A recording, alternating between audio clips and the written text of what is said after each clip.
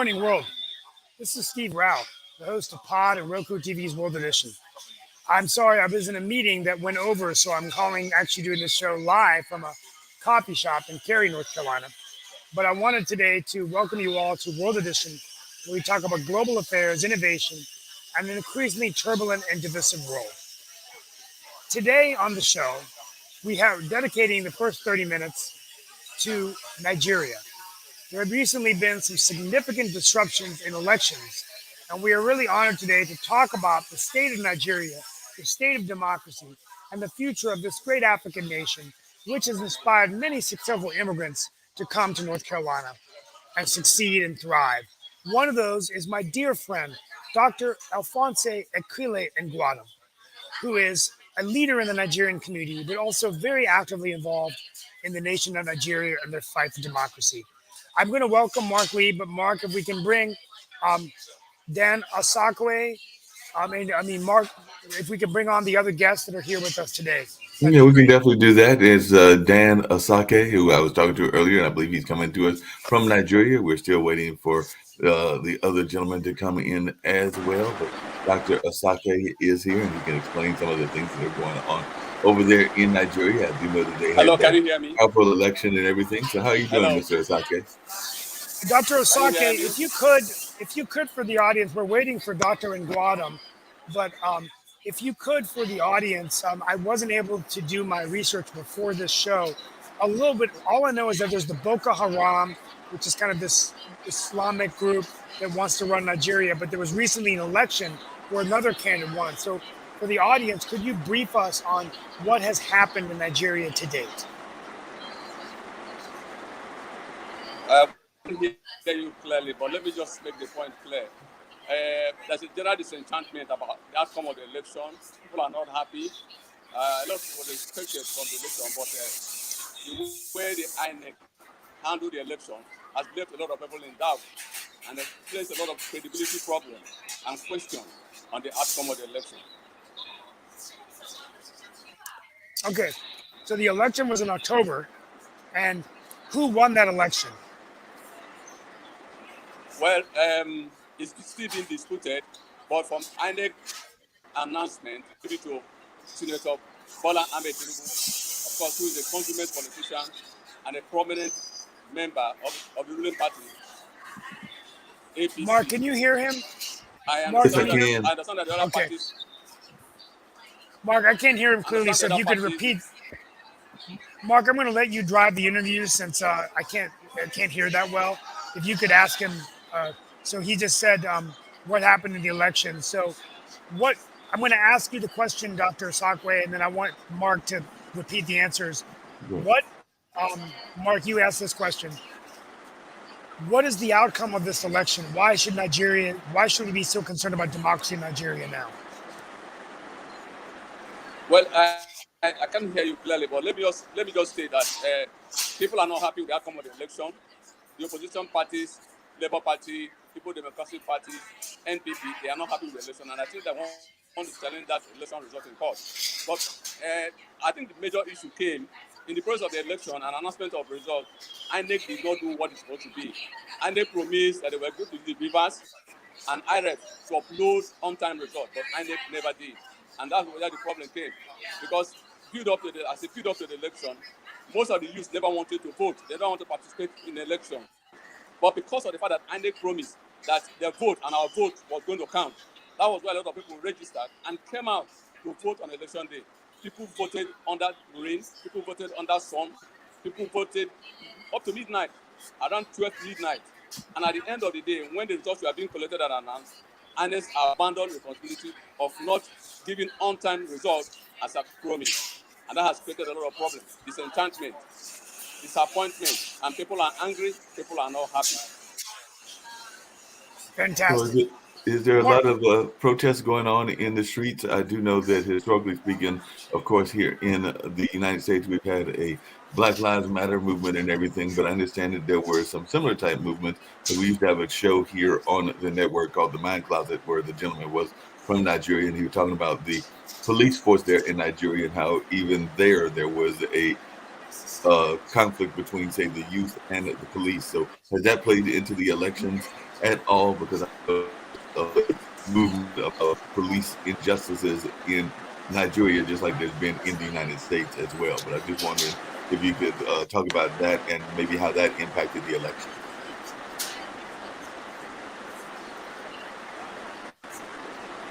Well, as a build up to the election, like I said before, as a build to the election, you discover that people were not really, there was a kind of apathy. People were not ready, because based on the elections we've had in this country over the years, most of them have ended in all those elections. The results are not being credible, are being manipulated.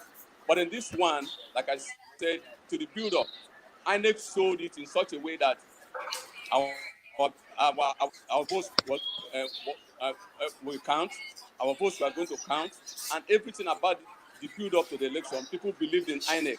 But like I said, there were some because the ruling party lost in some states. It was not supposed to lose in presidential election. They lost in Lagos State. They lost in Nasarawa State, they lost in Plateau State, the stronghold of the APC. And of course, in Edo State, Labour Party won in Delta State and won in the whole of the Southeast. Those were the kind of enemies. It never happened before for a party that just came on stream in November, October last year to have made such an impact. So really they came out en mass, particularly the youth. If you look at the demography of the youth voting population, this time they came out believing that a vote will count. And at the end of the day, like I said, INEC handled it in such a way that the youth feel disappointed. And not only do they feel disappointed, they are still pushing that they want their mandate to be actualized. And that is why probably today, there's a kind of, even going towards the election on Saturday, most of them have a kind of apathy towards it, what has happened. But I think the government is trying to manage the situation. But we want to see what the court will do and who will eventually be sworn in as Nigerian president. But for now, it is still a stalemate. Now, that makes a lot of sense, and we're going to bring Tony on very shortly as well. But one of the questions I had for you, Mr. Asakwe, is for those that are watching from the United States and from the West, because we are aired in a number of countries and everything, why is Nigeria important? Because we do know that there are a lot of people that have been paying attention to what's going on in Ukraine and other parts of the world, including Europe and Asia. But why do you feel that Nigeria is important to the global economy and to the global environment and everything? Because I know a lot of times folks won't think about that, and I do know that there are some riches there in Nigeria as well. So from a global standpoint, why do you think that country is important?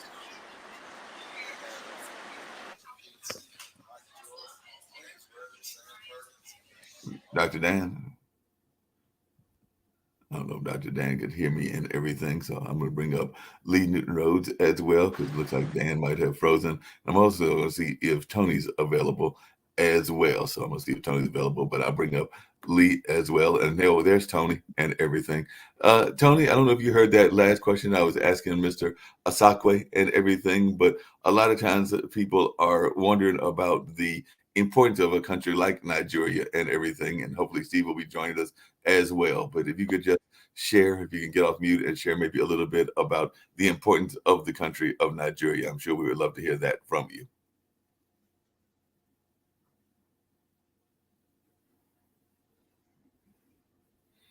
Hopefully. Good morning, Tony. There's a mute button down on the bottom. Please click on it so we can hear you. Good afternoon, everyone. I'm back. Good morning. I'm back. It's a little cold. I'm outside at a coffee shop, but hopefully you can see me. Yeah. We want to thank once again. Hopefully you can. We got Tony Nadi with us. Right. Who, Tony, we're waiting for Dr. Ngwadam, but Tony, could you go ahead and share with us a little bit? Oh, he's coming. Yeah. Hopefully Tony can get there. There we go, Tony. Like I was asking you earlier, a lot of people are probably wondering why Nigeria would be such an important part on the global environment and everything. And if you could tell us a little bit about your organization as well, I'm sure folks would love to hear about that as well. Yeah, I can barely hear you. I might want to speak now. Yes, please. Yes, we can please. hear you. We can hear you. Okay, right. It's barely coming through here, but if you can hear me, I'm glad to join you to report what's going on here. Yeah. I just left a press, engagement on how it is being managed on ground. What happened on the 25th of February cannot pass for election, even by the Nigerian standard. And we're happy that the global, observe, the ones who came from outside Nigeria to observe had confirmed that was the case, because first there was the electoral law under which the process had to be managed. The INEC bypassed that law that required results to be uploaded real time as they were happening, so that those who witnessed the counting of the vote will also witness the transmission of the results. That was the whole purpose of the BVA. And so they suspended, they disabled the BVA from INEC headquarters. That was why the results did not come in. And so 72 hours after everybody had dispersed, they started uploading. And so the outcome that has been published as a winner is a very far cry from what happened. And people are not going to accept it. The second deficiency, which is even more serious, is the one of the Constitution, the requirement to be returned as winner. You had to have the overall number, highest number of the valid votes. You had to have the spread. There are 36 states in Nigeria. You are required to have at least 25% in 2/3 of the states, meaning 24 states, and 25% of the Federal Capital Territory votes. These are constitutional requirements. If any candidate does not, none of the candidates meets these three conditions, they were supposed to proceed to a runoff to see whether they will get at something. The INEC chairman and the INEC, knowing fully well that the candidate they've declared winner did not obtain that 25% in the Federal Capital Territory, went ahead to announce the result and said everybody should go to court. Of course, people have little confidence in what the courts will do. That's about the election and the outcome. But I had the last question you raised. I think it was to the last speaker, but I can take it, about why the world should pay attention. In 2019, I led a team that spent 7 months in Washington engaging, decision maker, the policy beltways, from the legislative branch to the executive branch. Of course, the executive manages the foreign relations, what the US does outside. The global terror networks, the reason the world should listen now is that the global terror networks have converged in the West African sub-region from the Middle East. Al-Qaeda, ISIS, and all of them. Yeah. They are here with Nigeria as a hub. Our president, the Buhari, and his Fulani kinsmen, the ones you call Fulani herdsmen, it wasn't anything about herdsmen or farmers clashing with herdsmen. It was Fulani invasion. The Fulani are coming from all over the Sahel. The Boko Haram is the local franchise of those terror networks, and they formed ISWAP together. And what they wanted to do in Syria and Iraq, which they couldn't do, is what they are doing in the West African sub-region. They are going to suck in the entire West Africa. They are going to have at their disposal Nigeria's sovereign assets, including military assets.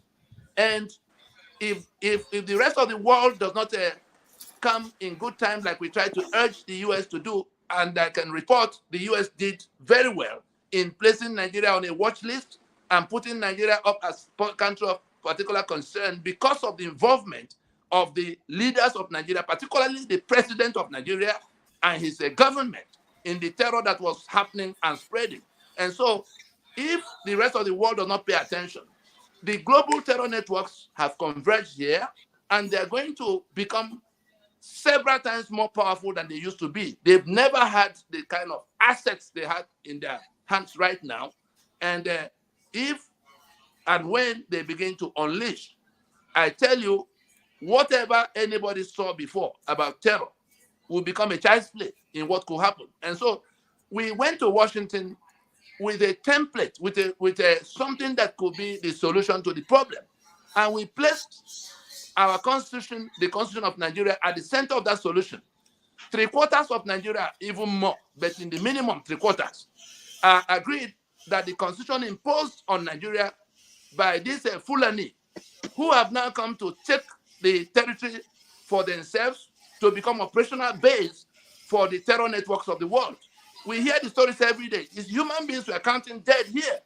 And if the rest of the world will look away, when they finish with those who are already here, who they already encircled, they're going to go, they have more facility. We're talking about 3 million barrels of crude oil being sold every day. The entire money of it is in their hands. Just a few weeks ago, we were dealing with a situation where you know what they call ways and means. 22 trillion naira, which translates to $30 billion, had been taken from the treasury without any form of mention, not to talk of authorization, between Buhari and his central bank manager, the one they call a Mefele, central bank governor. $30 billion. And when you saw the kind of interface between the terror networks, you saw when the train terror attack happened, they made demands and government was paying them money. You saw when the Kuje prison was broken and up to 150 of their commanders were free in a situation where the military unit that was supposed to be providing security in that prison area, because that's where they kept all the people they had arrested, all the terrorists they had arrested since the time of Jonathan. The unit was withdrawn. They were not there when these attackers came, and all those commanders were freed. The next thing we saw was in October of 2022. You remember when the US had to evacuate? Because suddenly terror was in the air. They actually visited one of the facilities, but before they could unleash, they were caught up with. And then one thing led to the other, and there was that evacuation at the time. That is how close we are to abandoning Nigeria and the West African sub-region into the hands of these terror networks. This election is supposed to be the point at which we could defeat what they were doing. But what has happened is that they have been allowed, the man they declared the winner now, his running mate is known to be the one at the center of how Boko Haram was established in Nigeria. If anything happens to this candidate, the Tinubu that they've declared winner of the APC Buhari's party, if mosquito were to bite him today and he drops dead, the person that will be sworn in as Nigeria's president is the very head of the Boko Haram you've been hearing about. And that will tell you how close Nigeria and the rest of the world is to the disaster about to happen.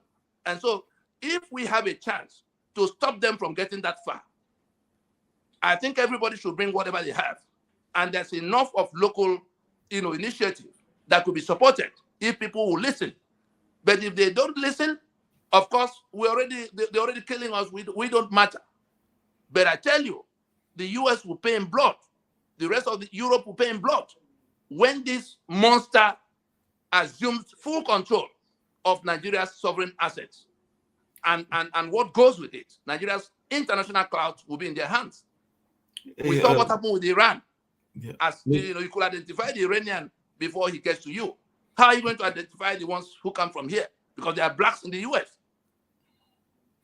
I think it's an emergency.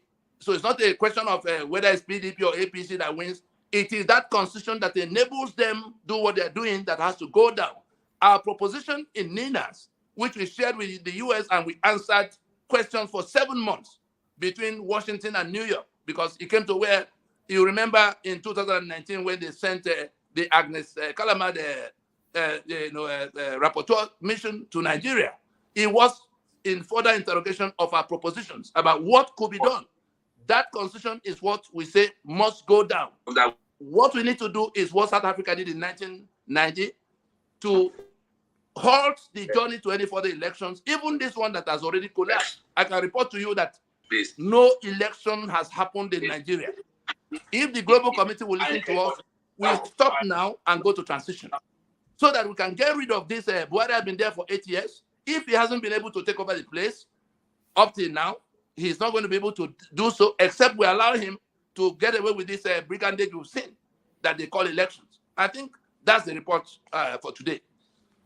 Hey, Mr. Tony and everything. One of the things I was curious about, and I'm gonna bring in Sasha Starr, who's one of our folks as well. And of course, I do see that Professor Kelly is here as well. But I do know that one of the things that Sasha has brought up, and I know that it is of importance to a lot of folks, is the importance of China and how China has been playing an impact on African countries and everything. And I know that y'all have reached out to the United States to get aid from the United States, and I imagine from other Western nations as well. But I was just wondering your take on the Chinese influence on Africa, because we do know that China has definitely tried to do a lot to go into not just Nigeria, but other parts of the African continent as well. And I know that Sasha has brought this up on a couple of times, that he has been on the shows here as well. So I was just wondering your take on the Chinese influence and everything in that nature. So, and I'm also going to bring up Professor Kelly as well, so he might have some thoughts about that also. So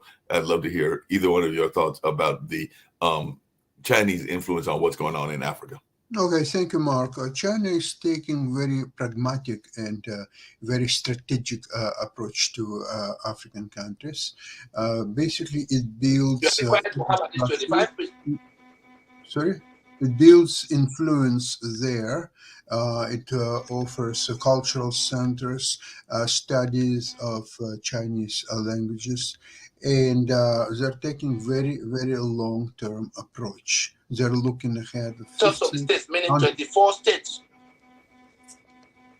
Sorry, I don't understand. Somebody asking me a question? Oh, okay. Anyway, that's all I wanted to say. Thank you. I appreciate that. Professor Kelly, glad that you're here with us as well.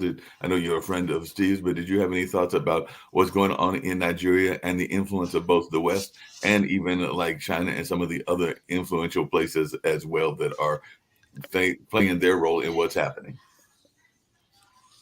Welcome, Dr. Nguadam. Can you hear us? I don't know if he can hear us. Yeah, I'm not sure either. Is he frozen? All right. Okay, he seems to be frozen and everything. So we'll hopefully get an answer from him in a little bit as well. And if Tony wants to chime in also, but that is something that I know a lot of folks are paying attention to. It does look like he is still frozen. Can you hear me? Can you hear me? Yeah, I can hear you. Yes. Yeah.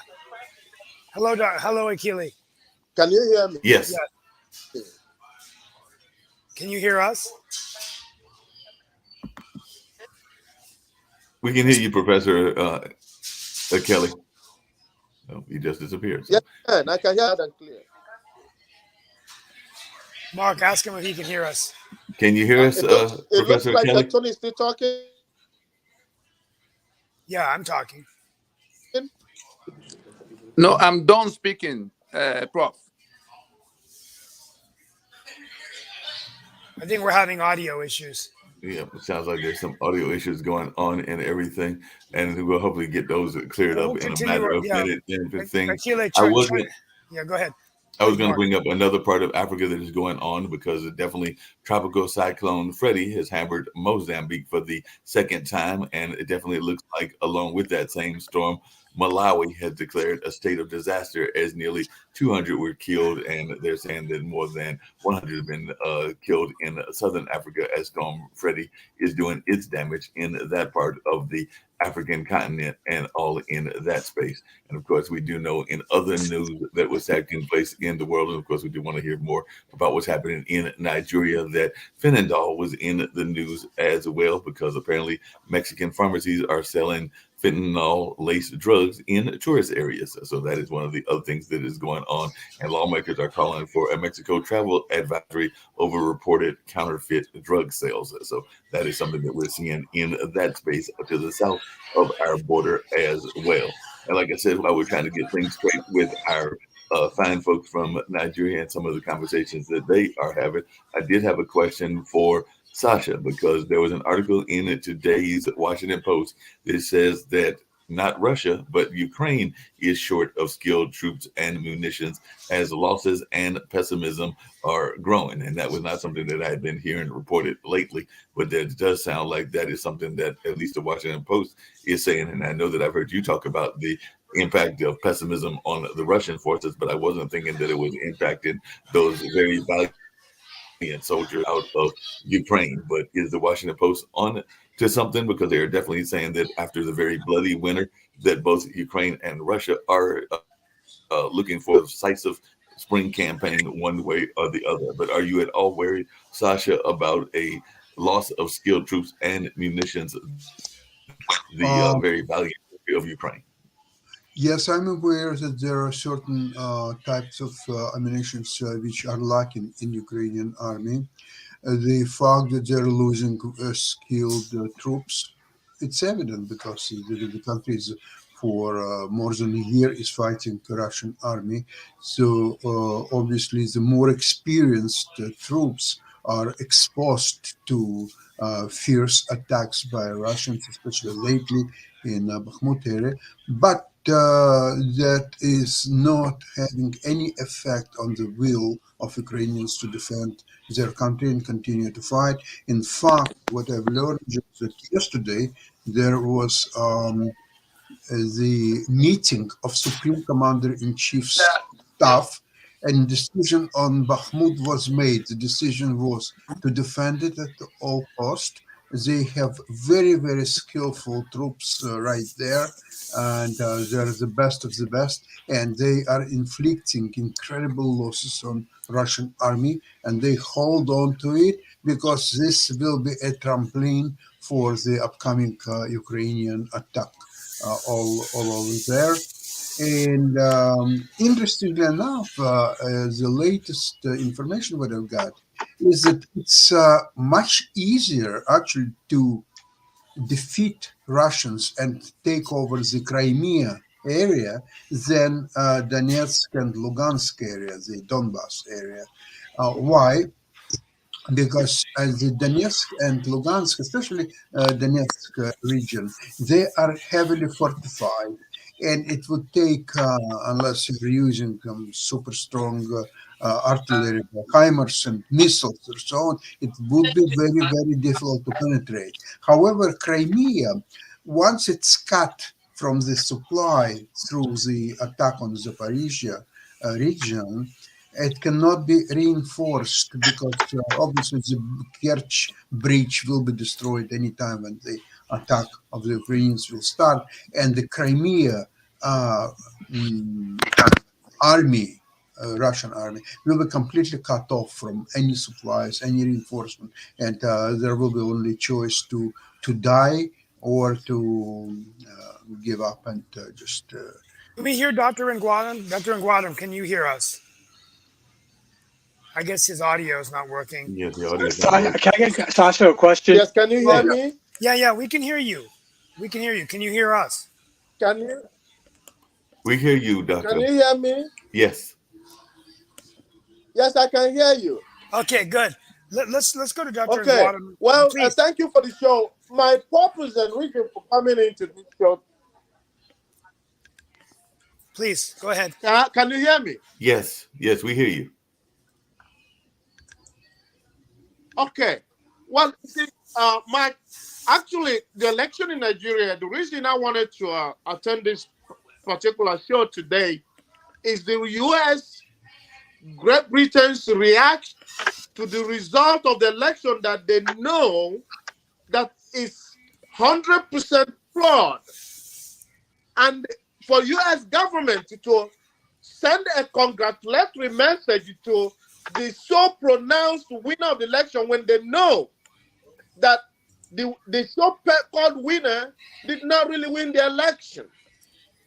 The Independent Republican Institute and National Democratic Institute sent 40 representatives as observers to this election. And you can go and read their report and their recommendations. Everything about the election and the outcome is not correct.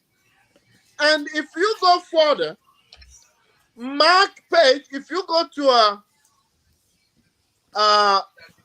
the African, if you go to the report given by Matthew Page, Associate Fellow of African Program, he stated clearly that he is baffled by the recommendation and the pronouncement of the U.S. State Department to acknowledge this report or the election result as a good one. That gets me really worried. U.S. a champion of democracy in the world, to see what happened in Nigeria and accept that as a democratic process is very shameful. And I'm speaking because as a person who participated in the election of Joe Biden, I was the co-chair of the battleground state on the southeastern part of the United States for the African diaspora here in the United States to make sure that Joe Biden wins the election. Since he won, we have seen a down spiral of a democratic support in any of the African policy, and particularly in Nigeria. So do you think? And I do not understand why. I am a Democrat, but right now I feel like I want to be a Republican because during Trump administration, Trump put Nigeria on a watch list. The Boko Haram is a terrorist that the whole world knows. And this government that have just so conducted an election is planning to hand over to Boko Haram leadership and make Nigeria an Islamic state. All the plan has been concluded.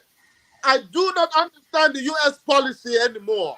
And I am very, very disturbed. And I know my people back in Nigeria are well disturbed about their stand. Do you I think? need anybody in the state government to tell us why they are treating Nigeria as people who do not matter. And they focus on Eastern and Western Europe and Asia and make Nigeria the most populous nation in the world, black nation in the world, as if they don't matter. I need some answers, and my people need some answers. Well, real quickly, do you think, gentlemen, the question I have for the panel is, and maybe I can start with Sasha. Sasha, do you think that, and first of all, Dr. Nguadam, we thank you for your insights.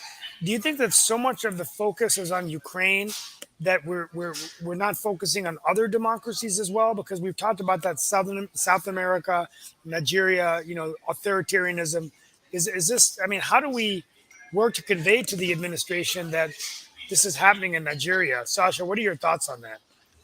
Well, I don't think that before the war started in February of last year, Ukraine was taking a lot of space in the information and in all the government and society's concerns, simply because it was one of many countries in Europe, former socialist republic, and so it deserves actually, in my opinion, very little attention, and there was no reason to give it attention.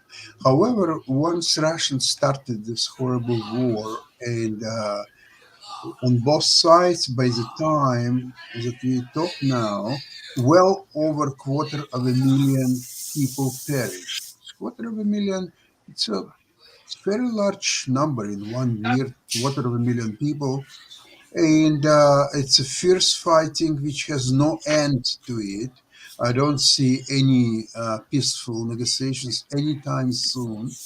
And that has a lot of devastating effect on a world trade, on a grain supply, on many other issues that affect many countries, including those in Africa and elsewhere. So I don't think that Ukraine deserves any special space in information coverage, except that it affects too many people everywhere. And the energy prices, the food prices, and everything is so. And essentially, all of us have to pay consequences for that. So it's happening naturally. I don't think that there are some forces that are playing. Okay, let's talk about Ukraine. Let's stop talking about Africa and Asia and Latin America and everything else. Talk only about Ukraine. I don't see that happens. Well, what advice, Dr. Nguadam? I'm going to ask you, and then Dan to weigh in. The last 10 minutes, we might roll over tomorrow to talk about the bank fallout. There's been lots of concerns about the banking crisis and the other banks that are going to follow. We're going to continue our discussion on Biden's $6.8 trillion budget. And the Trump election, DeSantis and Trump. It's starting to heat up now with some sparring going on in Iowa, but between Haley, DeSantis, Trump. Dr. Nguadam, what is your ask now then of the U.S. government? What message do we want to convey to the president, the Congress, the Senate? What do you want? What do you want us, the White House, to do?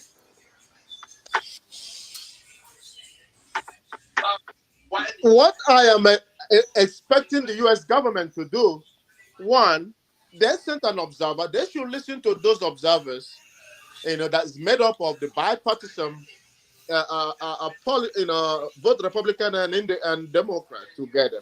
Their report. One, two, set a transitional government. Set up a panel for transitional government, because Nigeria do not really have elections. They have selections. They don't have elections. And there is something that probably U.S. government, as the champion and beacon of democracy, can step in. Do you Okay, I not hear you. looking I at hear you. trade and the economic policies? We don't need all that. We need a sound democratic structure that it can put in place. More than 80% of youth are languishing. Let them step in and Okay. call a freeze on all the processes, all the right wing Islamism that is pushing into Nigeria, and make it an Islamic state. Step in and conduct a referendum to decide whether Nigeria wants to still be one union, or they want people from different regions to have their independent countries. They did that in Yugoslavia. They did that in Russia. They did that in India. I don't understand why our own is a different case. Okay. Professor Kelly, do you think that is a possibility? Because I know that So there I'm are expecting them, please, set up a panel. Yeah, the question I was asking is, do you think that there's a Let them possibility set that up a panel. Nigeria, Let them send with their observers, make it happen with the British government. Professor Kelly, I was wondering, do you think I'm sorry. there is a possibility that Nigeria will split in half and that it will break up and everything? Because I do know that has happened in some other African nations. So is there a possibility that Nigeria will split in half? And if so, what kind of impact would that have on the oil industry? Because I do know that Nigeria is a major oil distributor and everything. So if you could talk maybe a little bit about the oil impact that Nigeria has as well, and also whether there is a fear of a split of Nigeria. Yes. Is there a fear of a split in your country? It is a possibility. And as I can tell you, okay, listen to me very carefully, because this is already ongoing. There is a conquest mission by the right-wing Islamic extremists in the West African region. The ISIS, the Al-Qaeda, all the terrorist organizations we all are pursuing, American pursuing in the Middle East, have moved to the West African region. And as I'm talking to you, Nigeria have a constitution that guides them. 12 states out of those 36 states have declared the Sharia. They undermined the constitution that the entire country put together to govern them. These 12 states are now Islamic states. They don't care about the Federal Republic of Nigeria constitution. Now, the rest of other states in the south and in the west are already galvanized themselves to form an independent country. The people in the middle belt, the people in the southwest, and the people in the southeast. There is nothing wrong with each of them having 4 countries, and there's nothing wrong with that. Each of these regions have enough resources to sustain themselves as an independent state. It is just the Islamic right-wing fundamentalists that are pushing for an agenda for an Islamic state to control every region in that area. And they know it. British government knows that. US government knows that. Why they are being blindsided and quiet and silent and not doing anything about it is what baffles me. We will survive. And if nothing has happened, I am telling you, US government and British government, Europe, will never contain 200 million refugees because it's going to snap. It will. I'm guaranteeing you that. And as I'm talking to you, this election is a distraction. The conquest and the killing and going into villages and resettling all the Islamic fundamentalist people in Nigeria is ongoing as we speak. The election is a distraction. The present government is planning to hand over to Boko Haram. Before you know it, all this insecurity and all this thing you see, it's a manufactured thing. It is an ongoing conquest. And there's nothing stopping them. And what worries me is that US is standing by to see another Rwanda, Burundi happen again in Nigeria.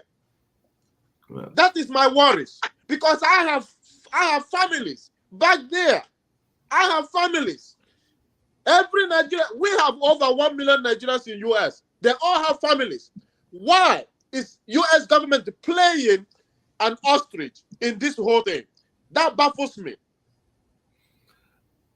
Lee, you've running as a presidential candidate. You've actually been involved in a number of political activities there in New York and everything. And I was just wondering your thoughts about Africa and whether we're paying enough attention to Africa as one that may, who knows, if the fates play that way, could be sitting in the White House one day and everything. So, Lee, I know that you've been very active on LinkedIn, but I don't know that you've asked that much about the African continent, but I'm just wondering your thoughts about what you're hearing from these gentlemen about Nigeria, which I do know has a lot of very powerful industries. It's got one of the leading oil reserves in the world, and I would argue it has one of the top filmmaking communities in the world as well, because Nollywood is a very real thing and everything. But I'm just wondering your take as somebody that is involved in politics and might have some thoughts about this important issue. I totally agree with what the professor was saying. I think the media in Washington downplay, ignore what's going on that continent. A lot of Americans, I don't think they can name the countries and where they are in Africa. And also, it's such a booming economy, almost 1 billion people. So from an economic perspective, there's a lot of economic trade opportunity.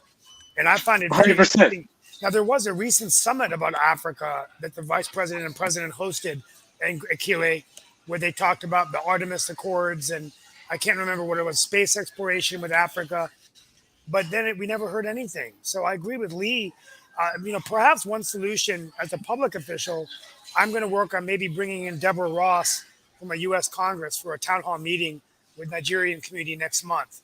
So I think that's one thing we can do, because I think it's important to let our congresswoman know, along with Congresswoman Fouché, who represents Durham, but we bring both of them in she replaced David Price to talk about this issue.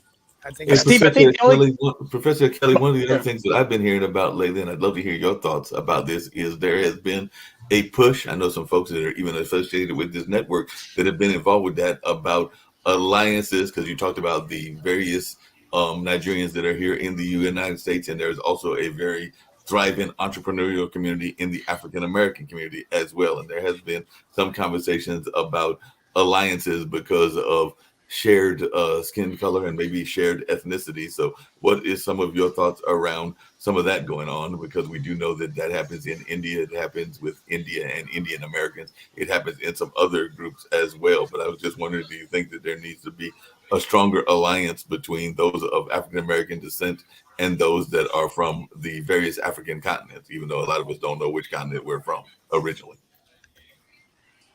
Professor Kelly?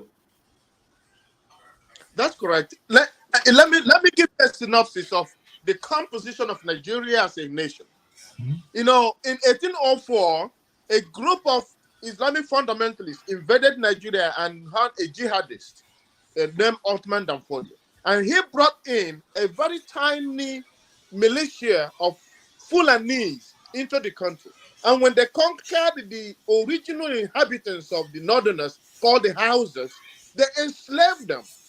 And then the grandfather, he gave a script to his people, say, this estate called Nigeria is an estate of their great-grandchildren, that they are going to defend it, they are going to ruthlessly defend it, and make the Southerns part of that country a means to govern every part of the country. And they are going to dip Quran at the Atlantic Ocean so that every Nigerian will drink it. That was a proclamation by Ottoman Danfodio. And I can tell you, 150 years later, the great-grandchildren of that man are implementing that statement. Now, as we stand, we have not over 4 million Fulanis in Nigeria. The rest of other ethnic groups, even the Hausas, the youth, the elderly, everybody have realized that these people are on a conquest mission. They are there to take their land and their resources and make them, whether they like it or not, to be an Islamic worshipper. And we have 50-50 percentage of Christians and Muslims. So it's not about that. Other ethnic groups in America, in Europe, in Asia have come together to realize that we cannot be enslaved in our land. We have formed alliances. Ninas, who Tony Nadi represents as the Secretary General, and all of us, I am one of the representatives here in US, we have more than 167 ethnic groups signed alliance to come together to decide whether we are going to continue this union or not. And we have meetings. Everybody's on board. Let me tell you, if the US government and British government is not supporting this tiny 4 million Fulanis in Nigeria, they will not do anything. Because they have the backings of the US. And I want to know why US is playing this type of dirty politics in the lives of 200 million people. I don't understand it. It behooves my understanding as somebody who believes that America is the greatest country in the world. Why they are playing this type of politics, I don't know. And they need to explain to the world, if they are the champion of democracy, what they have done in this last election tells me that they are not a democratic country. Yeah, I hear you. One of the questions I had, I was going to actually turn it back to Ukraine really quickly. I know we've got the Ukrainian show in about a few minutes, and I do have one other news from Latin America as well. But Sasha, one of the things that I was curious about, and I know a lot of other people are curious about it, and I'm actually going to tie the questions a little bit together and everything, is there is a country, there's a area there in Russia that a lot of folks are fighting very solidly for, but I understand it's a very small city and everything. I don't think it's as small as Morrisville, but it might be as small as Durham and everything. So why is Bakhmut so important to everybody if it is such a small city? It doesn't sound like it's a major metropolitan city. It might be because of where it is located and everything. And then the thing that I was going to possibly loop the two conversations in together is it does seem like a lot of these militant groups, whether it's in Ukraine or in Nigeria, are actively recruiting people from the high schools. And we know a lot of times high school kids are not that aware of what they are fighting for. Even our own military kids aren't always aware of what they're fighting for, but it does look like the Wagner group went into my high schools looking for young warriors. I imagine the same thing is happening with some of these groups in Mark, I'll get to Nigeria, where they are going to look for young people. I'll get to Bakhmut in a few seconds. First, let me address the Africa issue that Wagner Group is in fact very active in several African countries. And what they do is they create a lot of corruption, confusion, money laundering. They're involved in selling arms and corrupting local governments. Nigeria, thanks, is not one of these countries. More African, Central African republics. There are a few other countries. I want to tell you, Steve, you mentioned that you want to talk to some politicians about African or Nigerian issues or so on. If it makes you feel good, please proceed and do exactly that. But however, let me be frank with you. Besides Wagner Group, who is extremely active in Africa and controls in many countries all finances, drug trafficking and everything else, China is there, very, very involved, and is doing a lot from position of soft power and so on. Because for them, it's 100, 200, maybe 500 years project. Now, U.S. doesn't have that long attention span. It got already tired after 1 year of war in Ukraine. So to go in Africa for the next 500 years for a country like United States of America, it's mission impossible. Just to make sure that you understand that. Okay, the Bakhmut. You have to look at the map of Ukraine. Unfortunately, I don't have it to show it to you, but there are going a line of front that Bakhmut right in the middle of that.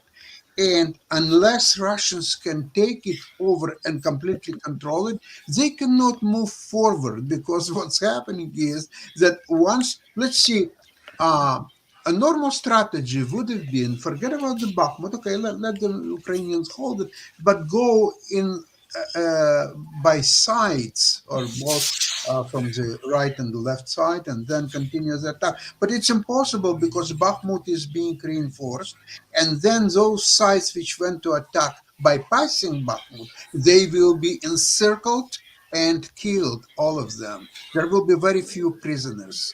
Most of these people will be just simply killed. Now, so Russians understand that before they could move really forward, they must capture Bakhmut. But Bakhmut is the key to all their so-called great offensive, which started sometimes mid-January or so on. And now it's hold right there. So when Russians are talking about that they're going to send missiles and defeat London and Paris and Berlin and whatever else, guess what? For almost a year, they cannot take over Bakhmut, a city at the best was 80,000 population. Now it's about less than 10.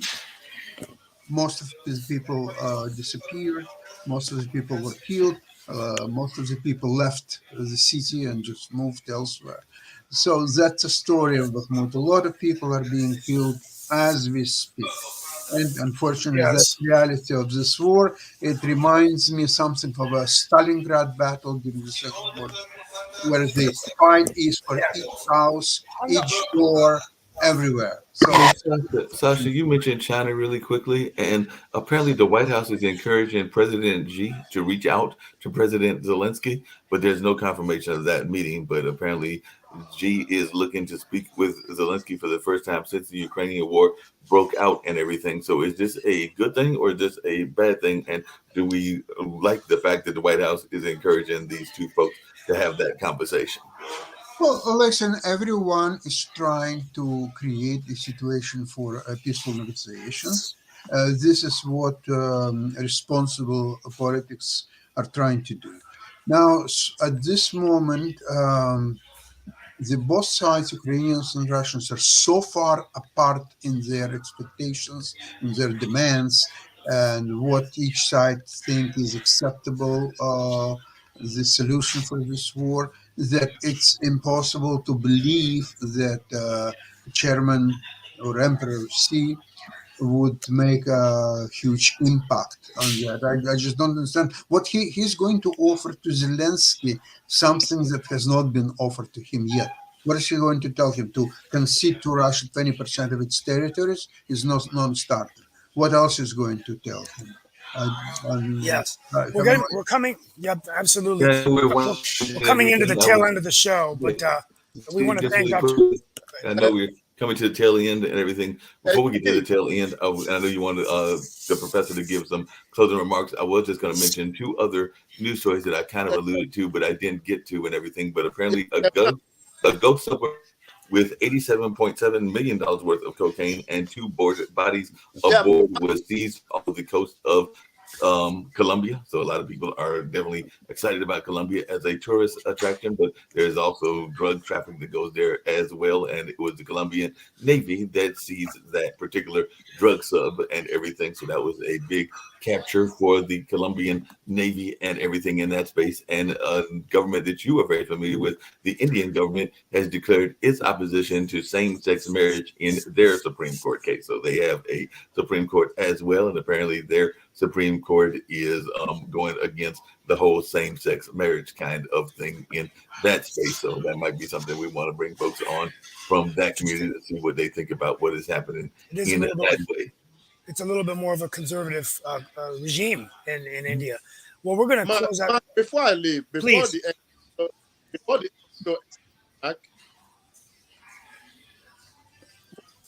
Steve, before we go, I just want to request for something, please. Yes. Just 1 minute. Yes. Please. Yeah, you have the floor is yours, my friend. I am asking the U.S. government to send let them send for a special envoy to Nigeria. A special envoy to meet the Nigerian Indigenous Nationality for Self-Determination Alliance and to meet with the youth, not to the north only, all the people in Nigeria, to sit down and discuss the future of Nigeria. We cannot get there by this election or any election. The most populous people in Nigeria are craving for self-determination. It is something to worth looking into because already we have all the constitutions to make it happen. All I'm asking, if they can send a special envoy to mitigate the circumstance on the ground right now so that we can avoid the bloodshed because it's coming. It's coming. Let them not ignore it. I am requesting that we send all our emissaries to go to that region to make it happen because the 200 million refugees cannot be contained by United States. No, that makes a lot of sense, and I'm definitely going to turn it over to Steve. And I was actually going to allude to something that Sasha kind of alluded to earlier and everything, which is the Chinese influence in world politics and everything. Because one of the other things that I had seen in the news yesterday that we didn't get to, and maybe we'll talk about it on tomorrow and some of the upcoming shows, is the and you talked earlier, some of the Nigerians did about the influence of what is going on in some of the Islamic nations and everything. But Iran and Saudi Arabia are reestablishing relationships, and apparently there's a lot of folks that are concerned that the U.S. is watching from the sidelines and that there is some U.S. apathy in that part of the world. But China is not having apathy. Apparently, China is paying a lot of attention and is actually even brokering that deal. And I don't know if Lee's got any thoughts about that, but it does look like China is. Mark, I just got a quick question for Sasha regarding Ukraine. Okay. We're in March now, March 2023. March 2024 is the next election. Is it on hold or still scheduled for Ukrainian people? No, it's not on hold. It's scheduled and it will be held. I never heard anything otherwise. Yeah. Now, concerning U.S. reaction on the Saudi and Iranian affairs and so on, U.S. has very little possibilities to affect world politics all over the world. It's just physically impossible because there is a huge fight between two political parties in the United States, namely, the Democrats and Republicans. And therefore, each question, if one side says so, the other side will criticize it and say, this is a huge mistake, it's not going to work, or so on. So in at least in one, even such obvious thing that the war in Ukraine started by Russians, killed 250,000 people on both sides, and so on, even that one, on the surface, it should have been unite all politicians, the Democrat and Republicans, and so on, because it's so obvious violations of any human rights, any world order, and any considerations from Russians. So they should be punished one way or another. Even that, there is no unity. There are noisy, this Trumpist fraction in the House that says, well, Trump just recently says if he's elected, no penny, no more help to Ukraine, and so on. And we know his position about Russia. We heard it publicly when he, in a meeting in Helsinki, when he said, well, FBI says so, and Putin says the opposite, and I'm inclined to believe Putin. So he betrayed his own institution and so on. So I don't want to go into it, really. I've made my point. Thank you. You made your point, Well, and folks, we're going to toss it over we're to over time. Steve. We're over time. We're So over we want time. The We'll only thing I close was out. going We're 1 minute Yeah. over. We got to go. Thank you all for being with us. Dr. Ngwadam, thank you for your fight for Nigerian freedom. Democracy will bring you back on in a few weeks. And we want to thank all of you who are listening for this wonderful, engaging discussion. Catch up tomorrow on the banking crisis and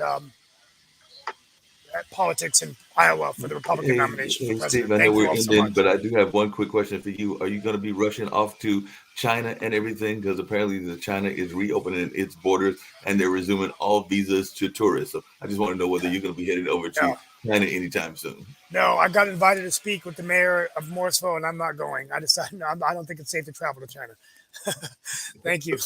Point taken. So we All right. can get on out of here, and let's get on out of here, and we'll have some more engaging conversation on tomorrow.